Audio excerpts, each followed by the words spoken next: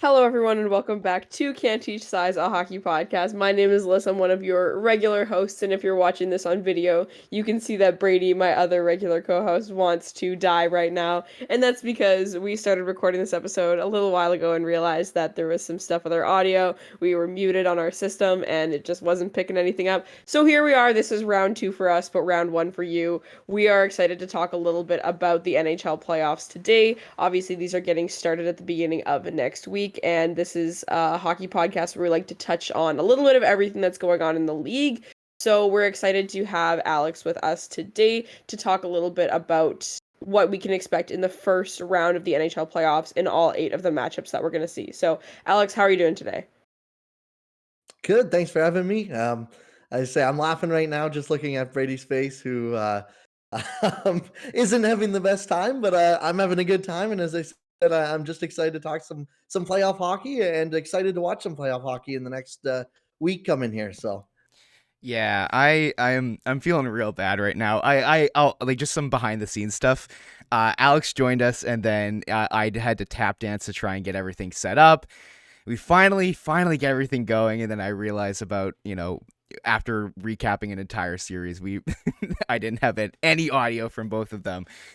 Anyways, if you guys want, please check out Alex. He's from he does stuff with Locked On Sens. He does his own podcast at Eminem or not at Eminem Podcast. Please do check it out. I was on there a little bit ago to talk about the playoff race, but obviously that might not be as relevant now, but he also has been doing his own predictions there as well too. So please do check him out. All right, guys, I'm so sorry. Also, we're back. It's been a while. We're back from getting cigarettes. And anyways, but we're here to talk about the playoffs. So let's get her rolling. Waste a little bit less time here. We're going to talk first about the Colorado-Seattle series. Alex, how are you feeling on the series? Where do you see this going? Who do you think has the upper edge? Just let us know what you think about this series. Who's going to win and stuff like that. We'll do predictions after, but give us an idea of what you think. yeah, I think it's going to be the interesting thing to keep an eye on with Seattle. A great story this year. Again, not many people would have thought that they would make the playoffs. I don't think if you were predicting stuff back in September and October. But I've really liked how they've built the team with their forward core and even the defense core. They got really good depth up front. All four lines can beat you by scoring goals, and all four lines are really responsible as well. So. Then same with the blue line, but the big thing I worry about with this Seattle team is they lack a star. Matty Beniers looks like he's going to become that and is, taking steps towards that. And obviously they have other very promising prospects in their system. But if we're talking right here, right now, they don't have anyone who can match a Cale Makar, a Nathan McKinnon, a Mikko Rantanen even. And I worry a little bit about that. I do like the Kraken's depth compared to the Colorado Avalanche, especially with no Gabriel Landeskog now, unfortunately. And he's been ruled out for the rest of the season, didn't get to play at all after knee surgery. But yeah, I just think that star power wins out more often than not. And I think in the case of when Colorado's got such aggressive star power, and it's not like they have bad depth by any means, I'm going to be interested to see what Seattle can do to try and contain that and then go back the other way themselves as well. For sure, yeah. I looking at this series, I think you kind of hit the nail on the head. It really is a matchup of star power versus depth.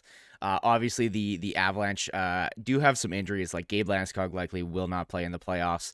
Cale Makar is still, I think he's still kind of injured, but I'm sure he'll be. I'm sure that's one where he's just kind of day to day, waiting till the playoffs to actually kick into gear. But it is really interesting looking at this series. This is one of the more interesting ones in my opinion, just due to the fact that man, when you talk about depth, like that is the Seattle Kraken's mantra of how they built this roster. Like just seeing guys like Daniel Sprong, Eli Tolvanen, Oliver Bjorkstrand on their third and fourth lines, like those are all guys who can score. And if you look this year, in regards to depth scoring, I think that I'm pretty sure the Seattle Kraken were significantly above any of the other teams on the percentage of goals they had that were scored by their bottom six. So that'll be really interesting to see. I'm interested to see how Jamie Alexiak can do as a big guy in the playoffs, and he's got a bit of a mean streak, so that's always interesting and fun to watch. But really, I think the X factor for this one here, looking at it, is like I'm just not that confident in Seattle's goaltending. Having Philip Grubauer, ever since he kind of went to Seattle, we saw that, when he was with the Avalanche, that maybe was a team carrying a goalie rather than a goalie carrying a team. Their starting goalie this year, which is Martin Jones, is still injured, and I have no faith in him despite how good he's been this year. So this will be a really interesting series. Liz, how are you feeling on the Avalanche and Kraken series here? I think it's going to be really interesting to watch just because of how many unknown quantities there are. This Avalanche team, while it does look pretty similar to how it looked last year, and you'll find me repeating this one particular area over and over, probably in every single series that we talk about. But goaltending is such a weird thing, right? And in the playoffs, it just becomes an X factor times a million. And they have a different goaltender than they did last year. Is it a better or worse goaltender? That's kind of subjective, but so that's a really different variable that changes a lot of things. So while they look the same without Gabe Landeskog and without Darcy Kemper, it's not the exact same team. So it'll be interesting to see how they fare. I am team star power over depth. I think usually it wins out for the most time, even in playoff hockey. But that being said, when it comes down to something like line matching, I'm really interested to see maybe when you match one of those Daniel Sprong-esque type lines against a weaker Colorado third or fourth or second line or whatever you want to call it.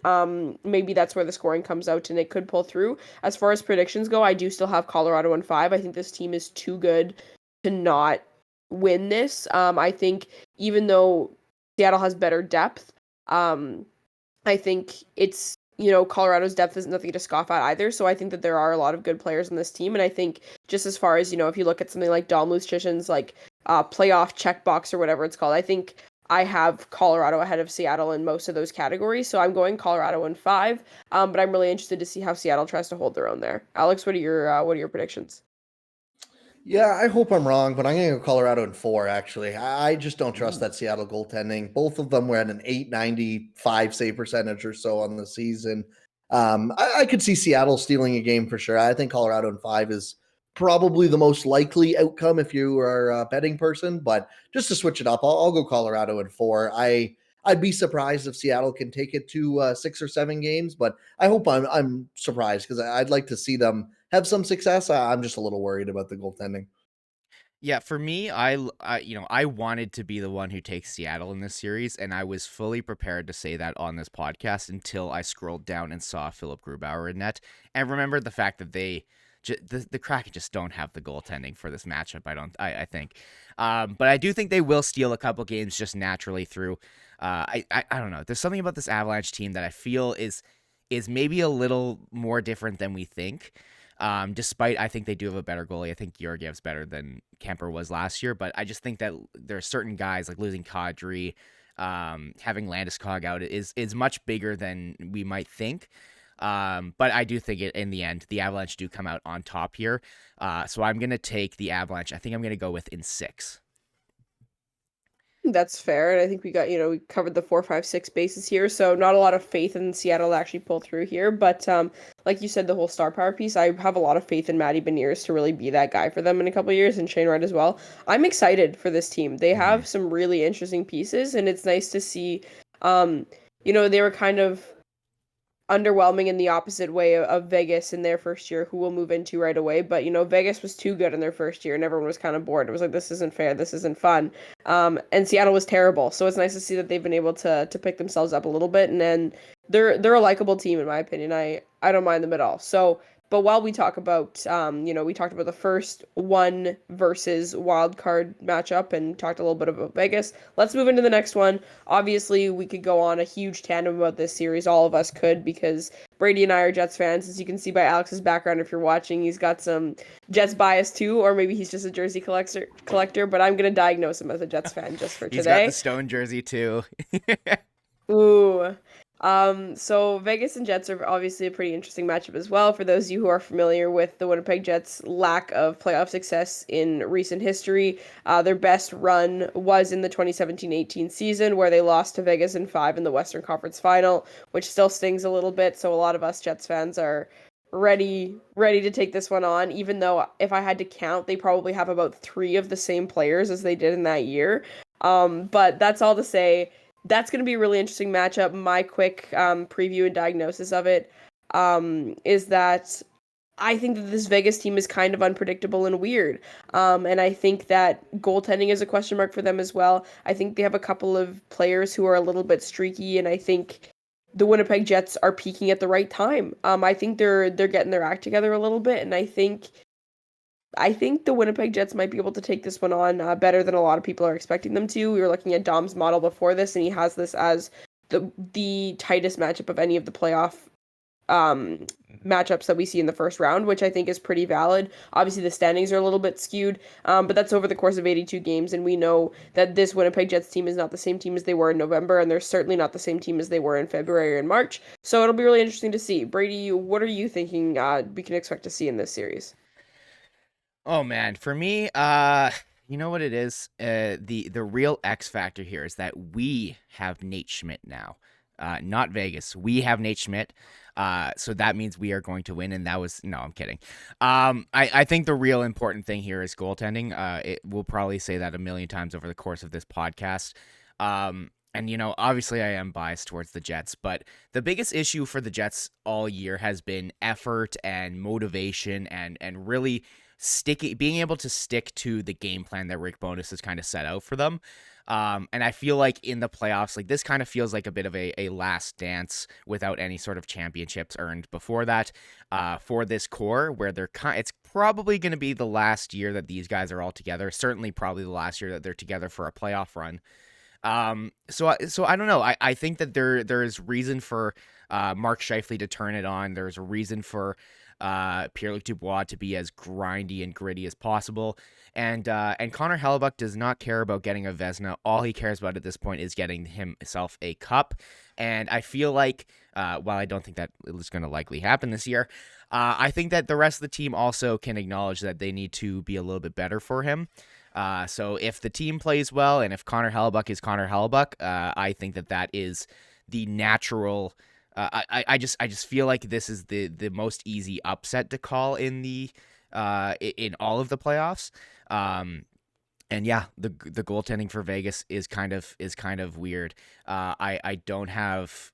Looking at Vegas, like they've got some guys who are all banged up. Mark Stone is just coming back from injury. Who knows if he was held out for cap reasons and is actually better than we think, or if potentially he, is still really banged up and is just coming back for the playoffs. He might not be as effective as usual. But Alex, I'll throw it over to you now. How do you feel about this series? And obviously, Mark Stone is a guy you know very well. Maybe you can touch on how he might be able to affect this series as well too. But just give me your thoughts on the Jets Vegas series here. Yeah, Stone's health is probably an X factor in this series, to be honest. If he is, fully healthy and comes back like we saw Kucherov come back in that shortened season a couple of years ago, where he missed all 56 games and was a rock star, I think that puts, Winnipeg in a little bit of trouble. But that being said, I was recording my podcast for predictions yesterday, and here I thought I was having a hot take, and I took Winnipeg in 7. The reason was it was kind of why you guys laid it out. Connor Hellebuck, I have so much faith in him in the net that he's going to be the best goalie in the series. Especially when you look to the other side. I've really liked what Logan Thompson's done this year. He got hurt again a week and a half ago. That probably hasn't been talked about too much, where I'm not even sure how healthy he's going to be. And if he's not healthy, you have a Jonathan Quick who has just not been good this year. Looks pretty washed. I don't think that's a matchup that any Vegas fan's going to want to see if it comes down to it. And then as well, yeah, like you guys mentioned, this Vegas team has struggled to stay healthy all year. And I think it's something where Pietrangelo, Eichel, Stone have obviously all missed different amount of time. Eichel's really hot coming in the playoffs. So, that's definitely something that they're going to have to watch out for. But this Vegas team, we've seen them struggle with injuries. And in past playoffs, I think, too, their problem has been depth scoring, especially when a guy like Mark Stone starts to get tied up and that top line can't do too much. So that's going to be another thing where, if Connor Hellebuck is shutting down their top guys, is Vegas going to be able to dig in deep and find a couple goals that they need? Because, we've seen, obviously, they didn't make the playoffs last year, but the years before that, yeah, they made the conference finals, which is nothing to, scoff at or anything. But when they played teams that really shut them down defensively, they had no answer for it. Thinking Montreal in the bubble year, or not the year after the bubble, the shortened season, they played them in the conference final. And Montreal played a really frustrating game where they just did not give you much space in front of their own net, and Vegas was lost. So I do think Winnipeg has a good shot, and I think 50-50 is an accurate statement for the series, because I really do think it could go either way. I think it'll go 6 or 7, whoever wins, but I'll take Winnipeg in 7. I'll give me the upset. Yeah, definitely. And I'm always team if you're predicting a team to win in seven, like, and you said it best yourself, like you're seeing it could go either way. I don't like when people are like, oh yeah, like whoever in 7 games. I'm like, if you think the other team's gonna take off 3, how are you so confident it's gonna be a 7 game series or whatnot? But I fully agree that I think it's gonna be a lengthier series than some other ones. I'm going Jets in 6, and for those of you who know me, you know that I'm a pretty pessimistic Jets fan. So if I actually have these good vibes coming in, um, maybe there's something to consider, because usually I'm pretty down on this team, and I'm actually not right now. I'm pretty excited for them, and I'd love to see, like Brady said, one last dance for this team go the right way. So I'm going Jets in 6. I'm gonna take Jets in 7. We might see a Laurent Brossoit versus Hellebuck series, which is hilarious because they, obviously we had both of them for a while there. But yeah, I think goaltending is the key in here. And Alex, you said you were surprised by the fact that we both took the Jets here. We are Jets fans. I hope you know that we are biased. We have to cheer for our team. No, but we try to be. But you did come on my podcast last week and complained about them for 20 minutes. So, I mean, that's the life of a Jets fan, though. I mean, it's all about what it's about expectations, and the Jets just never seem to get up to the expectations we have for them. They show that they're a good team, and then they become the worst team for 2 months straight. But hey, as Liz said, I think they're kind of turning it on at the right time.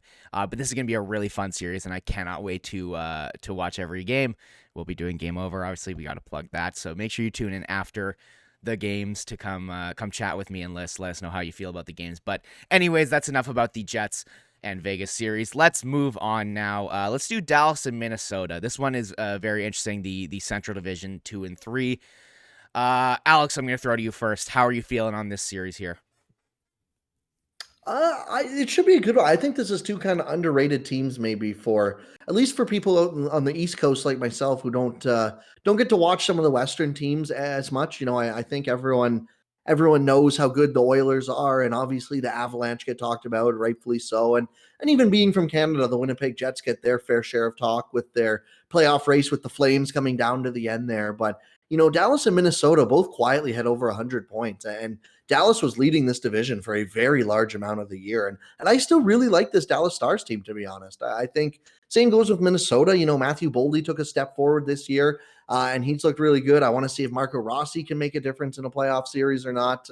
Minnesota's got a good team for the cap implications that have been put against them for those buyouts on Suter and Parise a couple years ago. But I really think it comes down to Dallas is high in talent again. Kirill Kaprizov is an amazing player, but Jason Robertson, Joe Pavelski, Miro Heiskanen, Dallas is loaded. And I really like, talked about, I believe someone mentioned the checklist earlier. Well, Dallas has got that star forward in Jason Robertson and even Joe Pavelski, you could argue. They don't have a star centerman, but they have a really good depth at center with Wyatt Johnston coming in and being a really solid 2C for this team, which bumps Tyler Seguin all the way down to 3C and Radek Faksa to 4C. And then on the blue line, Miro Heiskanen is a legit number 1 defenseman. He is really good. So if you put eyes on him, you're going to know who their number 1 is very quick when you watch the Dallas Stars. And then in net, you got Jake Ottinger, who is one of the best young goalies in this league. So I really do think they check off a lot of boxes that you're looking for a team that could make a deep run. And when it comes to this series specifically, I do like the Minnesota team. I think if they're going to win, it's going to have to be defensively. Minnesota's another team that props their goaltenders up and has had solid goaltending this year as well. So they're going to have to try and stymie, I think, a Dallas offense. But I just really like this Dallas team head to toe. So that's what I'm going to be leaning towards, I think, in this series. But I think it should be close and should be a good back and forth series.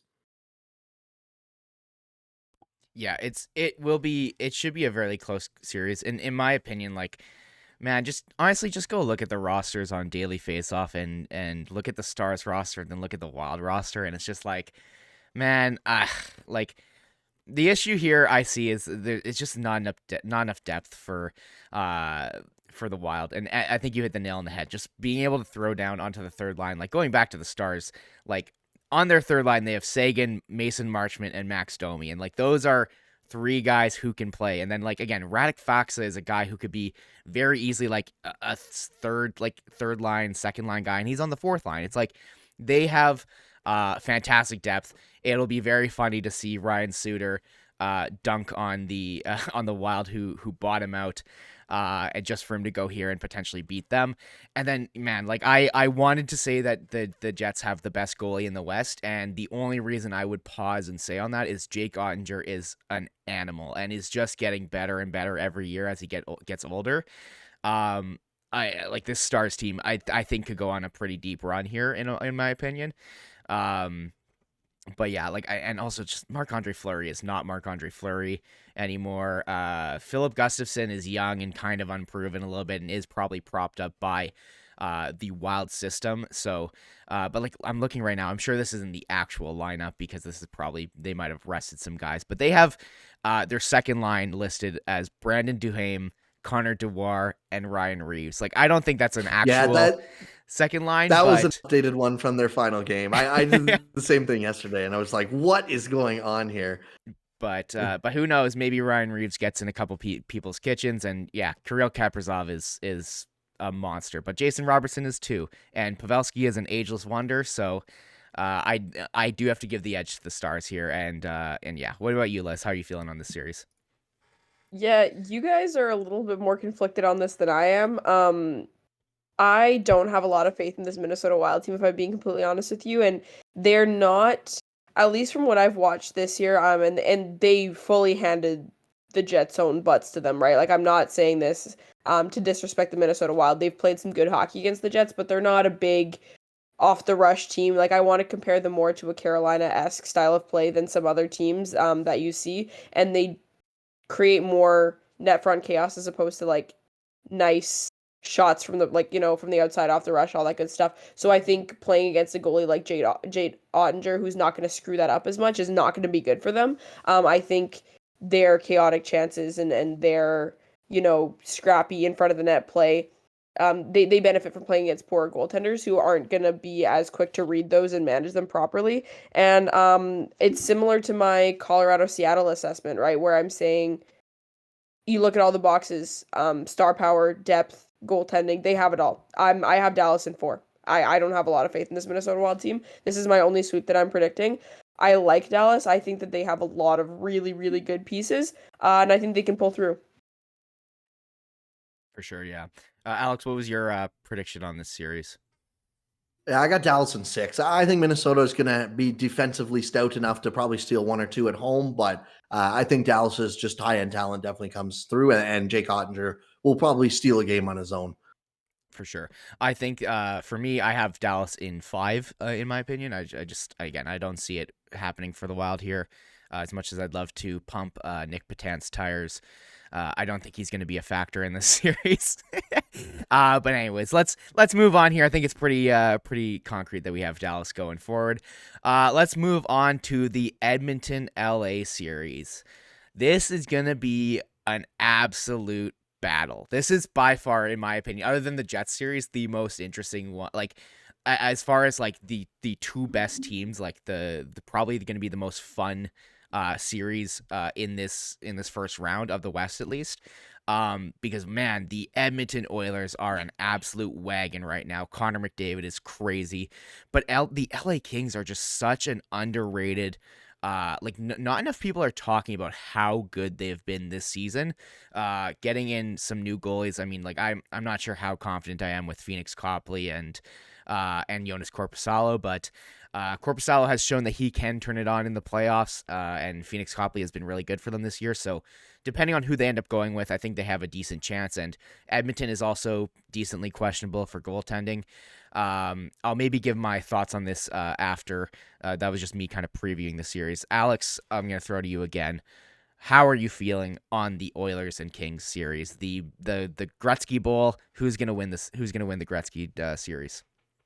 Yeah, I'm excited for this. A rematch from last year's round one as well. And it's not very often two teams rematch against each other in round one in the same seeds. And you can feel confident both teams got a lot better from the year before, Like, I can't remember the last time that's really truly happened.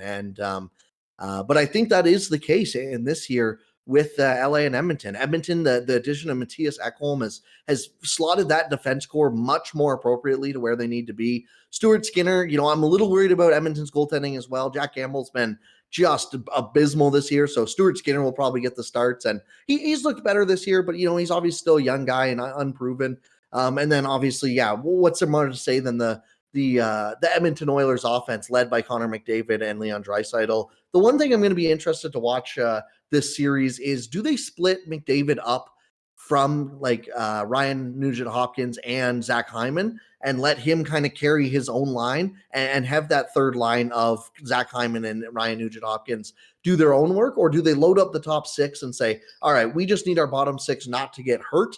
And I think they would be better off doing the first, where they let Connor McDavid run his own line. And the reason I say that is I think that the LA Kings' most underrated part of their team is probably how deep their forward core is. They are much like Seattle in terms of all four lines can really hurt you if you give them a chance. Adding Kevin Fiala, Victor Arvidsson, Philip Deneau over the past couple of years, and obviously with Quentin Byfield now playing full time this year, like it's really given them a 1, 2, 3, 4 punch down the middle. And, for a team that's got a really underrated blue line, I'll say as well, I think the LA Kings are going to give Edmonton more trouble than most people think. But I do think this is going to be an incredible matchup. Yeah, it's gonna. Yeah, definitely. Go Go ahead. ahead, So, Brady. it's gonna be really exciting. Like I cannot wait to see this series because this is going to be one where both teams are going to take a big piece of flesh out of each other, and going into the second round series again. If we're talking Jets again, like if the Jets win, they're playing the winner of this series. So point is, I don't want to play either of them, because they are both scary teams. I think the most important thing is looking at how the Oilers have played since adding both Nick Bjugstad and the more important one, Matthias Ekholm. It is night and day. They have been the best team in the NHL since adding those guys. And as much as I really do think that the Kings are a great team and decent and pretty underrated, I just don't think anything's going to get in the way of McDavid this year. I feel like this is the year where he's just like, you guys said I can't score goals. Let me just score 65. You guys think I can't get through the playoffs? Well, look at me now. And he's got more than just him now. He's again adding Zach Hyman, adding Evander Kane. All these guys help so much. And then again, the big thing that we always talked about with the Oilers was how, we're not really confident in their goaltending. I feel much more confident in Stuart Skinner these days, especially if they are going to play him, which it seems like that is going to be their game one goalie. But then also even further, like I think we had Sean Reynolds on Game Over Winnipeg a couple games ago, and he was just talking about how the Oilers, like the thing that we've always said is bad for the Oilers is their goaltending. I think adding a guy like Matthias Ekholm completely changes the makeup of how even the goaltending looks, because their defense previously was just not it. And just adding a guy who can slot in, take up 25 minutes, and help things out defensively, obviously is going to have a huge effect on their goaltending. And again, since adding those guys, they have been the best team in the NHL. And I think they're just going to steamroll. At least I feel like they're going to steamroll the playoffs. Although I think the Kings are going to give them a good series. I have to take Edmonton here, so I'm going to take Edmonton. I'm going to say in 6, in my opinion. Lyss? Yeah, I think you brought up a really good point at the beginning of what you were saying there about how, what we're seeing right now is Edmonton is the second seed because of the aggregate of wins that they have over the course of an 82-game season. But I care a lot more about what's happened to them in the back half, and no one cares that they were rocking a 500 early on in the season. This team is on fire, and it's going to take, I don't know what it's going to take to stop them, but I think the LA Kings is one of the better teams. For someone like myself who hates the Oilers, I'm happier that they're playing a team like the Kings because I think LA has the upper hand when it comes to matching. I think when it comes to lines and how they choose to stack up against the Oilers. They can play with the cards that are given to them. Edmonton, I think, is going to put a lot of emphasis on who they want to match McDavid against and who they want to be playing against one another. I think Edmonton or LA, just with the fact that their stars are all people who are extremely responsible that can contain people as well. They have that advantage there. But I think that's an advantage that would work out really well against the likes of literally any other team, but probably not against Connor McDavid. So I think there are a lot of really, really good parts of this LA Kings team, and I fully agree with both of you that this team isn't talked about enough. I always find them a little bit of a boring team that's kind of an afterthought with a lot of people. But I think that they'll give the Edmonton Oilers a run for their money more than whoever Edmonton plays in the second round when they inevitably make it there. I think this one will be a battle, and I think then they're going to steamroll through into the Western Conference Final, and then we'll see what happens from there. But if I pull up my predictions super quick here, I have Oilers in 5, but it's going to be really interesting, and it's going to be definitely some good hockey. Alex? Yeah, I got Oilers in 7. I think it'll be back and forth. I could see it going either way, but I do have just a little more confidence in McDavid and Draisaitl pulling through for the Oilers. For sure. Alrighty, well, there's the East, there's the West. Now let's move on to the East. Sorry, cross the wires. All right, I think we do have to start. We got to start with the Bruins. All right, everyone. This might be quick, but if it's not, then it is what it is. How are we feeling on the record Bruins versus the Florida Panthers, coached by Paul Maurice? How are we feeling on this series? Lyss, let's go to you first. I think the Boston Bruins are a little bit too good to be true. I think that they have a lot of really, really good pieces. Obviously, they have 2 borderline Vezina caliber goaltenders, granted games played and all that good stuff that they can rely on, but, only one goalie plays in a game. But that being said, it's not like they're being propped up by a Vezina goaltender, and if anything happens to that player, they're screwed. Their depth is amazing. They have some fantastic defenders, one of my favorite defense corps in the league. They have a couple of players who have certainly been there before in Marchand and Bergeron, and they've been great. But this is an entirely vibes one where it's playoff hockey, and sometimes the natural course of action just doesn't happen. The Florida Panthers, however, I have no faith in whatsoever. Matthew Tkachuk and guys is what I find that team to be at this point in time. Like, they have some good players, of course, but a Paul Maurice coach team is not a team that I expect to do super well in the playoffs. And also that is fully a biased opinion, and I will completely acknowledge that and will never pretend to be anything but biased against Paul Maurice. But all that's to say, I do have Boston winning that series because of the Florida Panthers. However, I have a lot less faith in the Bruins going forward, solely because it just makes sense for a record-breaking President's Trophy winning team to not win the Stanley Cup, because why wouldn't it be? Alex, what are you thinking? Yeah, I do wonder what this Florida team can do to slow down Boston. I think Florida's a little better than maybe they showed.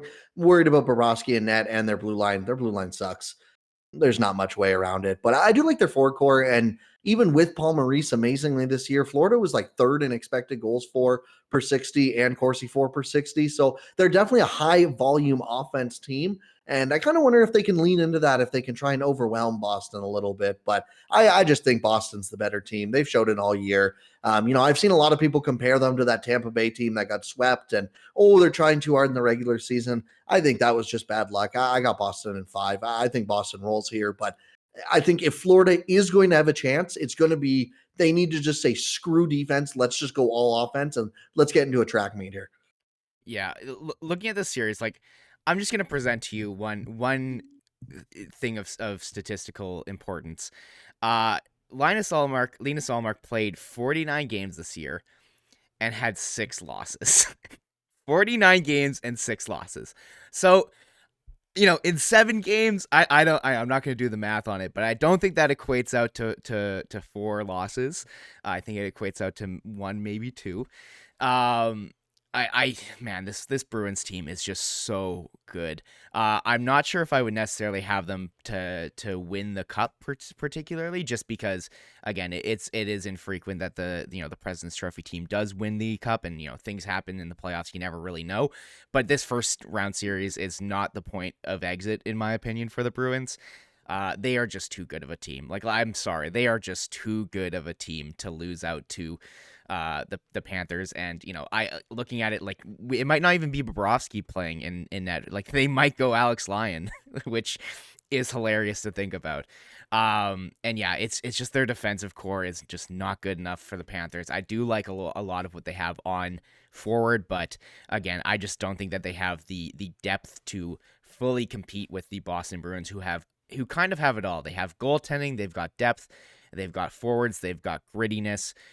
They're gonna piss you off. I'm sorry, like I just have to give it to the Boston Bruins, and it would be kind of insane to sit here and go, yeah, actually, I'm gonna have the Panthers. I think it would be a little crazy to do so. I'm gonna say it will be Boston. I think I'm gonna say in 5. I don't think it's a sweep. I think the Panthers do steal one. Liz, what was your prediction on how many games this will go, and officially who will win? Boston in 6. I have a little bit of faith in the Florida Panthers to pick it up a little bit. I completely agree with what Alex said about not overcompensating on trying to fix their defense, because only God can help that defense at this point. And I think that if they go all out in their competitive advantage, which again would never happen under a Paul Maurice team, but one can dream to make this playoff series a little bit more exciting, I think they could take a couple games off of the Boston Bruins. I go Boston in 6, but if that one's a sweep where it goes in 5, I wouldn't be surprised. Fair enough. Alrighty, let's move on then here. Let's move on to the Canes and Isles series, the other wild card versus top in their division. Alex, I'm going to throw to you first. How are you feeling, Canes versus the Isles? It's an interesting one. I really don't know what to make the Hurricanes. I could see them losing in this round, or I could see them going all the way to the Stanley Cup Finals, to be completely honest with you.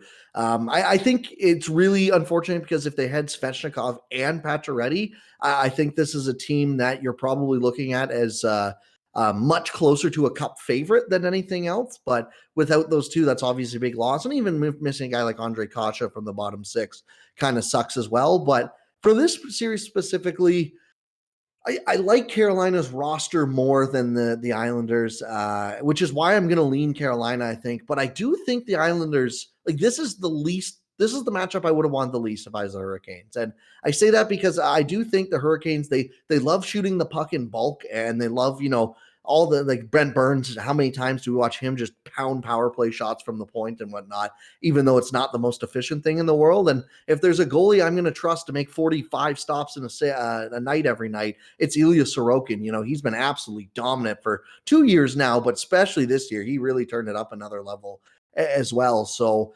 I think Carolina, the Islanders roster, it's better now. Barzal's going to be a huge question mark. He's coming back. Who knows how healthy he is? If he is healthy, that gives them a nice 1-2 punch of Barzal and Bo Horvat. But the Islanders roster, top to bottom, is just always it's just so okay, I guess is the best way to put it. I never feel great about it. So I think it will be a close series, but just in general, I do like the Hurricanes roster to win out a little more. But what I'm going to be really curious to keep an eye on is what one of 3 goalies do they start in game 1? Because I think you could really make an argument for any of Frederik Andersen, Antti Ranta, or Kochetkov as well. Yeah, it'll be a very interesting series, and I think you hit the nail on the head of like this is the worst series potentially for the Hurricanes, and I think even I would have said probably the same thing if it was Isles versus Boston. The Islanders just kind of have this weird playoff aura around them, but I think also we are also kind of overrating their system. This is not a Barry Trotz team anymore. And I look at this team and I don't think that they necessarily have the defensive acumen to necessarily just shut down another team. The big X factor here very obviously is Ilya Sorokin and how well he can do to hold the Islanders in it. But this is just not it's just not the Barry Trotz Islanders anymore. So I don't think that they'll be able to get it done, even though I think that Ilya Sorokin will steal a couple games for them. But yeah, Matt Barzal's health, they have the perpetual fourth line of Martin Cizikas and Clutterbuck, which will rough things up, and they'll try and grit their way through this series. But I think that I have skill coming out on top, despite the fact that Svechnikov and who who's the other one? Is out. Pacioretty. They still are a fantastically good team, and I look at them top to bottom. And this feels like the year that maybe they can kind of the Hurricanes can kind of get some decent traction in the playoffs, hopefully. But we'll see how it goes. I do have the Hurricanes coming out on top. I'm gonna say in 6. I think Sorokin steals 2 games, but I think the Hurricanes are like definitively the better team throughout this series. Yeah, I think you make a good point about the coaching change, but I do still think that this New York Islanders team is really good at containing explosive offenses, and I know that they're good at containing strong rush offenses, and Carolina, everyone knows, is notorious for their dumping, chaos, this, that, whatever. Brent Burns, like you said, the heavy point shots and all that good stuff, and just kind of creating their own energy and capitalizing on that. And I think the way the New York Islanders play can help mitigate that a little bit. And I am really interested to see how they manage that offense. But I think Sorokin is too good to not think that this Islanders team has a chance. I'm so dead serious about this. And I think that Svechnikov is a blow for sure. But I don't know. And maybe it's because I don't have a lot of faith in the unknown quantities of the Carolina Hurricanes team that haven't seen a ton of success in the last couple of years. And maybe it's because I've run out of patience on, this will be the year that they figure it out, because they haven't quite done so yet. I have a good feeling about the Islanders in this series. I know Brady is kicking and screaming over that one because of how much he dislikes that team. And I think both you raise some really good points. And again, it's the type of thing that I could see totally going either way. And if Carolina is to win, it's going to be for all the reasons that you said. But I think Sorokin has been sneaky good this year, and sneaky good as in, like, the fact that he's not on everyone's Vezina ballot means that he's slightly underrated because of how fantastic he's been. So I think that that's a player that I have no confidence in discounting. So I think the New York Islanders take it in 6. However, this is one that I could see turning on its head very easily, depending on how the tone is set in the first couple of games. For sure. So we have Islanders in 6. What was yours again, Alex? I'll go Canes in 7. I think it'll be close, but I'll lean Canes. For sure. I have Canes in 6. I also just want to mention, doesn't this Islanders team kind of remind you of like an older version of the Jets, with like Sorokin being the one man who can hold them in it, kind of a la, Connor Hellebuck. But anyways, I just don't think that they have it. But anyways, let's move on to the next series. We are going to preview the Leafs and Lightning. This is the one we've known about for months and months and months now. How do we feel on these two teams? Alex, how are you feeling on both of them? And maybe you can give us a little more insight as to, since you probably watched a little more Eastern hockey than we did, how do these two teams face off against each other? Yeah, on paper, if you removed all history and we only focused on what we saw this year and what we know this year of players, this should be one of the most lopsided series entering in. However, we cannot do that, and for very good reason. The Tampa Bay Lightning have been to back Stanley Cup finals, including winning 2 of them. And so there is a very valid point that maybe they're not playing 100% throughout the regular season. And then there's the flip side of things where you have the Toronto Maple Leafs, haven't won a round in 16 years or whatever it is, can't make it out of the first round, chokes in every game 7, all this good narrative stuff. But this season alone, it's not a lie to say the Tampa Bay Lightning have not looked like the Tampa Bay Lightning. They finished, I believe it was 13 full points behind the Toronto Maple Leafs in the standings. Like, it really was a big gap by the end of the year. That being said, I don't think the Leafs are going to walk over Tampa. I do think Tampa's going to give a fight. My biggest questions going into this game are, can Tampa's depth uphold with Toronto's depth? Tampa has been obviously just eaten away by the salary cap over the past couple of years, having to trade, whether it's trading away guys like Tyler Johnson. They lost Andre Palat to the New Jersey Devils this offseason, had to trade away Ryan McDonough, who, maybe he's a bit overrated, but is still a solid defenseman, right? So that's going to be my biggest question is, can some of the bottom 6 guys that Tampa have called up actually compete with, some of the solid bottom 6 guys, and maybe even a guy like Ryan O'Reilly if Toronto wants to use him on their third line? And then my other big question, because obviously we knew goaltending is going to be an X factor. I like Samsonov. I think he just needs to be good. He doesn't need to be better than that. Vasilevsky, I just expect him to be great in a series. But my big X factor is Victor Hedman this year. Victor Hedman he's been fine, but he has not been the Norris caliber defenseman that we have known him to be for the better part of a decade now. And if he is not that Norris caliber defenseman in this series, I don't think the Tampa Bay Lightning stand a chance.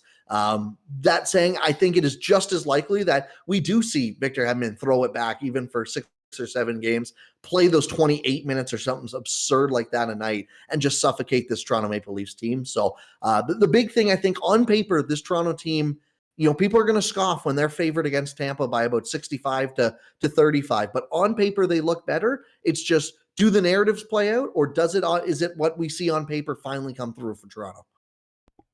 Yeah, 100%. 100%. You're entirely right on that. And it's like you nailed everything about if we were to erase years prior and all that good stuff, right? Because this Toronto team is good. Like, this is a fantastically built hockey team with a lot of really, really good players. But God almighty, did they just kill themselves in the first round of the playoffs every single year. It's entirely on them. Yes, the Tampa Bay Lightning have been good. Yes, like, there have been other things and other teams that have done good things and whatever. No, it's entirely on them. It really is entirely on them. And as much as I don't want to write off, the awesome data that we can collect, the history that we can gather from this season and what we learned about this team, it's the Toronto Maple Leafs in the first round of the NHL playoffs, right? Like, it's just such a dominant concept and idea and factor in everything that happens here. I think this is the year that they finally do it. Like you said, Alex, they're too good not to. They really are. And Vasilevsky has had a good year. He can become Vasilevsky again in the playoffs, and if he does, that changes a lot. Same thing with Victor Hedman. Hasn't been a great year, but we do know what he's capable of, so you can't write off that that's not going to come through in the playoffs.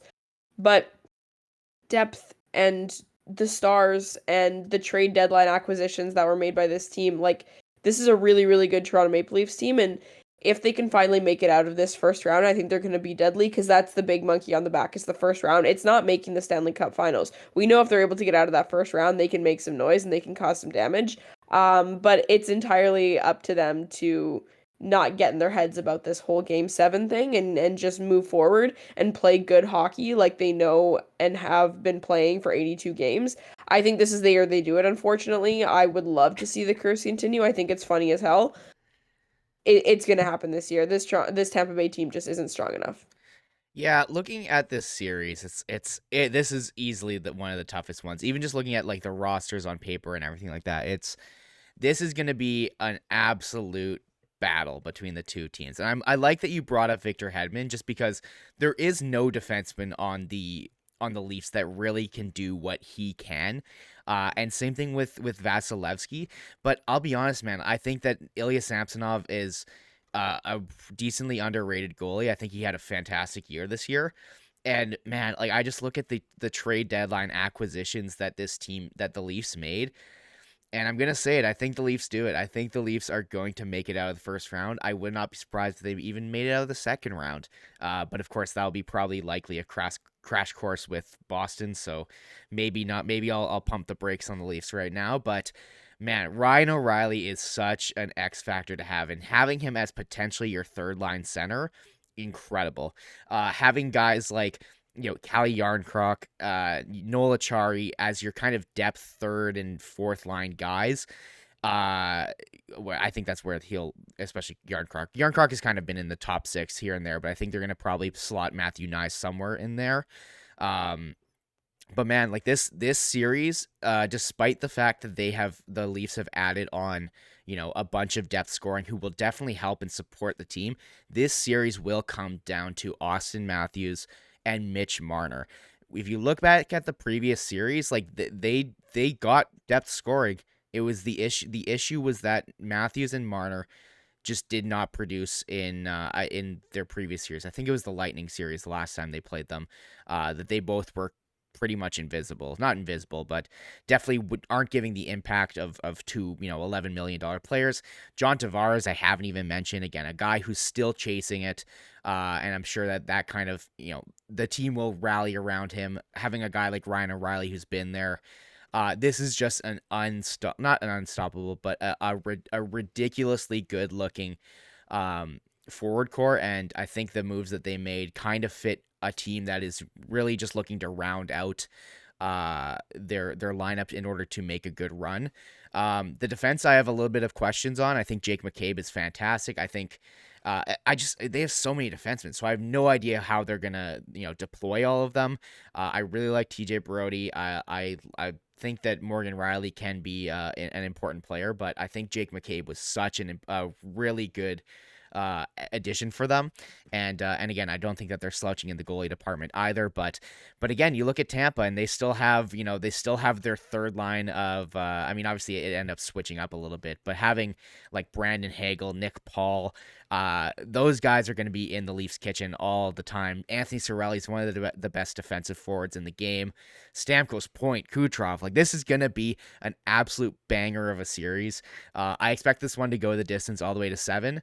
But I'm going to have the Leafs coming out on top. I think they finally get their first playoff win since like 2004. I want to say what was it? I can't remember. It's 04. I think they're just gonna be shy of the 20-year milestone of not having a first round win. I am gonna give it to the Leafs on this one here. So we had Leafs in 7 for me. Alex, what was yours again? I'm going to Leafs in 6. I don't trust them to get it done in 7. So I'm going to say they do get the win, but they don't want to go to the game 7. They're going to do it in 6. And you had You Leafs as well? stole that was what I was gonna say, is I have Leafs in 6 as well. I think Leafs in 6, what's more likely to me is Leafs in 5 than Leafs in 7. I think if it I goes to agree. game 7, there's no chance. They're gonna get in their heads. There's gonna be too much. It's gonna be all this big circus and charade. They're not gonna win in game 7. No. No way. If But I don't trust Tampa to take them there. But if they do, they'll win it. If it goes to 7, I still stick with I think it's going to be in 7. I think we're going to get our shot of Austin Matthews and Mitch Marner, very similar to the Ovi, like, oh my God, we got past the Pens kind of thing, where you can just see him going like, oh my God, is it going to happen this year? And It would be one of the best slay the dragon moments until you remember that it's the most insufferable fan base in the entire exactly, NHL. yeah. And then you don't want happiness for any of them. So yeah. So true. Yeah. I like this guy. I like this guy. But at least then we have something new to hopefully joke about, and then we can yell at them about their second round series, and then they'll say, "Oh, at least we got to the second round." And then we go, "Oh, David Ayers," and then it's game over. We all win. Alrighty, let's move on to our final preview. The Devils and Rangers. This is gonna be a real fun one, a good rivalry. New York versus New Jersey. Alex, how are you sitting on these two teams? Where do you think this one's gonna go? yeah, I'm super excited for this series. I think this has the potential to be one of the more underrated series heading in terms of how much fun this could be. There's a lot of talking points, obviously. The biggest things that come to mind to me right away is how do the Rangers use Patrick Kane and Vladimir Tarasenko, who, let's be honest, haven't been particularly good since coming over.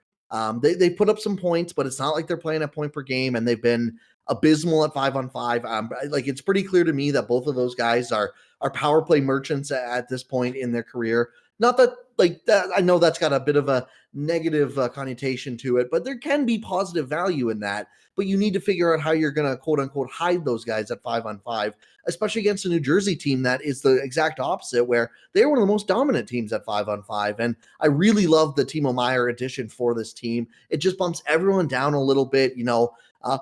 They went and got Andre Palat in the summer. Like they've quietly upgraded this D core as well. If you're the Devils, to the point where, it's not elite, but it's quietly a top half defense core in the league, mostly through additions and guys like John Marino and obviously Dougie Hamilton. Ryan Graves is another guy who, if he's in your top 2, top 3, you're not loving it, but Ryan Graves is their 5th defenseman. And now you got Luke Hughes might play some time as an X factor with them as well. So this could be a very exciting lineup game to me. Adam Fox is obviously a stud. Shesterkin's a stud as well for the Rangers. I give the Rangers goaltending an edge. I give the Devils roster an edge, which why I'm really excited to see how this series plays out. And I think if the Rangers are to come on top, it's got to be because of that quote unquote kid line again, where Cheetle, Kako, and Lafreniere really need to step up at 5-on-5 to control play, because I don't see the Rangers top 6 beating the Devils top 6 at 5-on-5. For sure, yeah.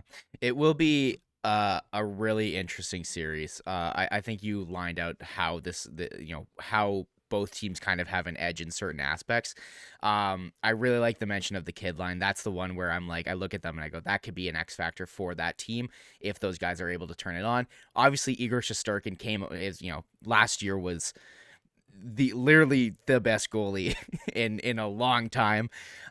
So they have a lot of key pieces I think that will take them decently far in this series.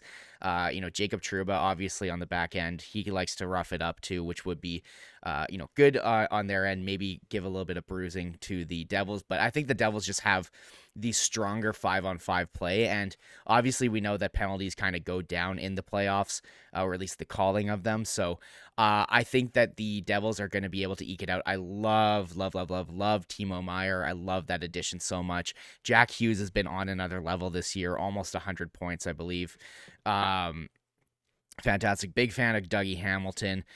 Luke Hughes will potentially be a huge X factor to this team.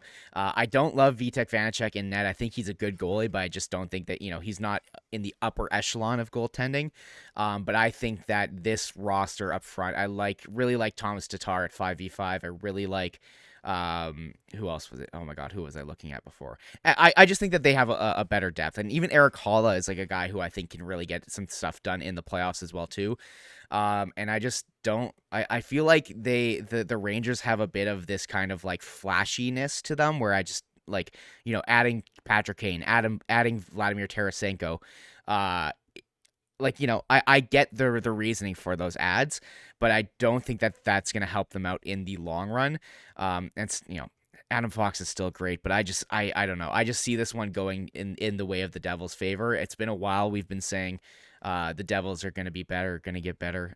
They finally showed this year that they are a better team, and I think that they are going to at least get into the second round and maybe can make some noise going forward in the playoffs. Lyss, how are you feeling on this series?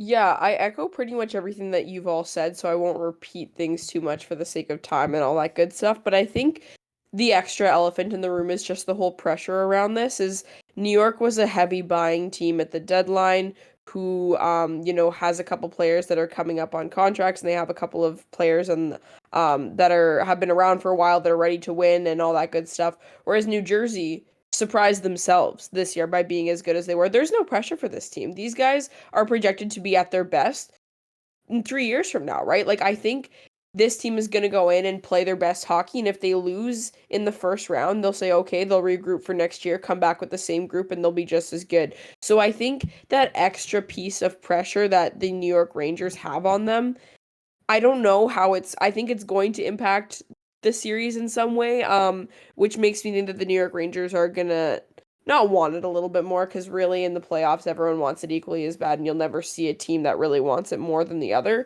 But I think New York has a lot more to play for than New Jersey does. I think the expectations should be a little bit higher for that New York Rangers club, where after what they had last year, and their goaltender is just so fantastic and has the ability to be the best goalie in the league.